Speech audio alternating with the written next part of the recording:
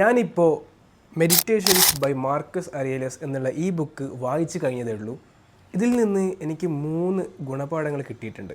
First ലെസണാണ്, നമ്മുടെ ലൈഫിൽ നമുക്ക് പൂർണ്ണമായിട്ടും കൺട്രോളുള്ള ആകെ ഒരു സാധനമേ ഉള്ളൂ, അതാണ് നമ്മുടെ മൈൻഡ്.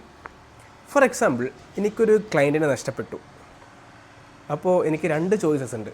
ഒന്ന്, ക്ലയൻറ്റ് പോയല്ലോ, ഇനിയിപ്പോൾ ഞാൻ എന്ത് ചെയ്യും, അയ്യോ എന്ന് വിചാരിച്ച് സങ്കടപ്പെട്ടിരിക്കാൻ പറ്റും. രണ്ടാമത്തെ ഓപ്ഷനാണ്, പുതിയൊരു ക്ലയൻറ്റിനെ സെർച്ച് ചെയ്യാൻ തുടങ്ങാനും പറ്റും.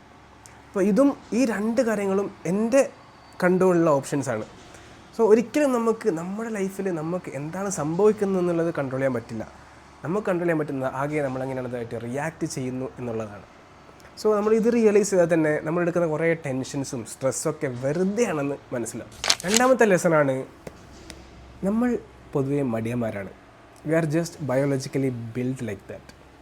സോ മാർക്കസ് അരിയലസ് പറയുന്നത്, we have to develop a sense of duty. അതായത് ഇപ്പോൾ നമുക്ക് most of the time work ചെയ്യാൻ മോട്ടിവേറ്റഡ് അല്ലായിരിക്കും. ആകെ 1-2 ദിവസം നമ്മൾ മോട്ടിവേറ്റഡ് ആയിട്ട് ഫീൽ ആവും. ബാക്കി എല്ലാ ദിവസവും നമ്മൾ മടി പിടിച്ചിരിക്കും.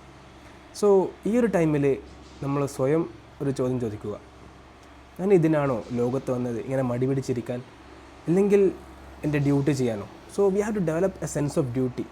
നമ്മൾ ഇത് ഡെവലപ്പ് ചെയ്താൽ തന്നെ നമുക്ക് തന്നെ ഒരു പർപ്പസ് ഉണ്ടാവും.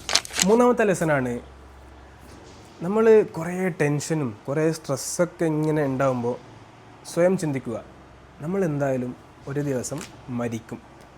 ഈ ഒരു ചിന്ത വന്നാൽ തന്നെ നമ്മുടെ ലൈഫിൽ കുറച്ചും കൂടി മീനിങ് ഫുള്ളായിട്ട് ജീവിക്കാൻ പറ്റും. പിന്നെ ഒരു റിയലൈസേഷനാണ്, നമുക്ക് ആകെയുള്ളത് ഈ ഒരു പ്രസൻറ്റ് മൂമെൻ്റാണ്. നാളെ പ്രോമിസ്ഡ് അല്ല, ഇന്നലകൾ കഴിഞ്ഞു പോയി. അപ്പോൾ ആകെയുള്ളത് ഈ ഒരു പ്രസൻറ്റ് മൂമെൻ്റാണ്. അതുപോലെ തന്നെ നമ്മൾ എന്തായാലും ഒരു ദിവസം മരിക്കും.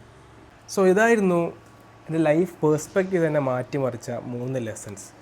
നിങ്ങളുടെ ലൈഫിൽ ഏറ്റവും ബിഗ്ഗസ്റ്റ് ഇമ്പാക്റ്റ് ഉണ്ടാക്കിയ ഏതെങ്കിലും ബുക്ക് ഉണ്ടെങ്കിൽ താഴെ കമൻറ്റ് ചെയ്യുക, എനിക്ക് വായിക്കാമല്ലോ. So by.